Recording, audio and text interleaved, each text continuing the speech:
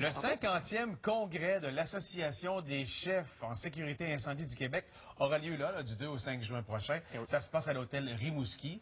Alors avec moi, Sylvain Dufresne, président de l'Association des chefs pompiers du Québec. Qu'est-ce qui a le plus changé en 50 ans dans le milieu de la sécurité des incendies? Écoutez, l'évolution du Québec, c'est-à-dire, comme on voit, on fait face à de plus en plus de nouveaux risques. Le vieillissement de la population nous amène aussi à un nouvel enjeu.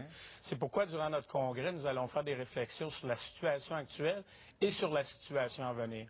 On voit aujourd'hui, on fait face à des inondations. On avait beaucoup plus d'incendies il y a 50 ans. Il y a 50 ans, l'avertisseur de fumée n'était même pas dans nos maisons. C'est un des gestes que l'ACSIC a posé en poussant les réformes de réglementation pour amener l'avertisseur de fumée. L'ACSIC, c'est votre association.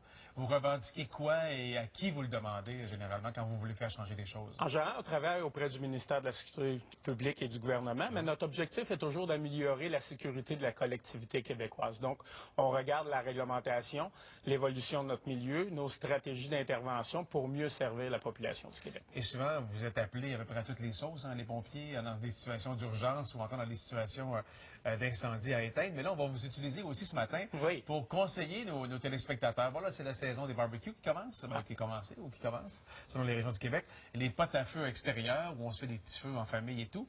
Il y a quand même des petits conseils vraiment essentiels et importants à donner aux téléspectateurs. Sur le barbecue, notamment, la proximité entre le barbecue et la maison, ça, c'est un des principaux enjeux. En effet, il faut garder, souvent la réglementation au Québec va parler de 60 cm des portes et des fenêtres. Il faut garder une distance de notre barbecue, de notre résidence, parce que souvent, malheureusement, en début de saison, on nettoie mal notre barbecue. Le fond du barbecue pogne en feu et là, on est trop près du bâtiment et on peut propager l'incendie du bâtiment. On a pigé parmi les photos qu'on a reçues des téléspectateurs ce matin. La première photo que vous allez voir, c'en est une d'ailleurs qui est trop près du déclin de plastique, de vinyle au bord de la maison. Et ça, c'est souvent le cas d'à peu près toutes les résidences. C'est souvent le cas. Évidemment, quand ça se passe bien, qu'on fait notre cuisson normale, il n'y arrivera rien. Mais imaginez si votre barbecue pogne en feu. Et vous êtes collé sur la fenêtre, comme on voit là, bien, vous avez une risque de propagation important rapide, et rapide, oui. Quand on est sur le bord d'un lac ou d'une rivière, c'est plus simple. On va le voir sur la prochaine photo aussi. Il y a moins de danger.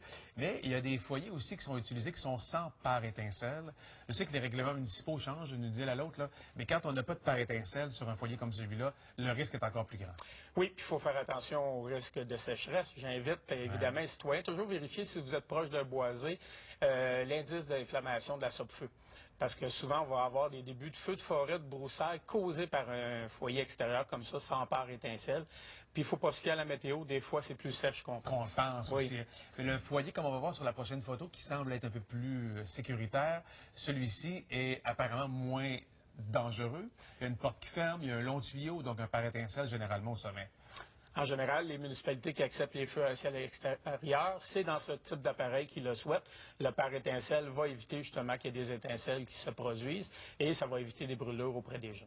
Des conseils comme ceux-là, évidemment, vous allez en trouver un peu partout sur le web, notamment sur le site de la Sécurité publique aussi. Lors de votre congrès, est-ce que vous parlez des nouveautés en sécurité pour protéger les domiciles davantage et les Québécois des incendies potentiels? On parle des différentes innovations. On peut parler, entre autres, des nouvelles constructions combustibles qui se font maintenant au Québec pour qu'on puisse faire évoluer la réglementation.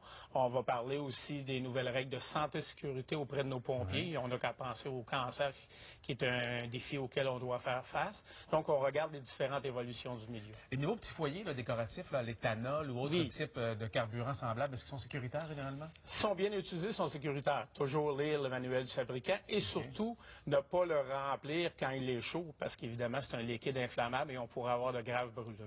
OK.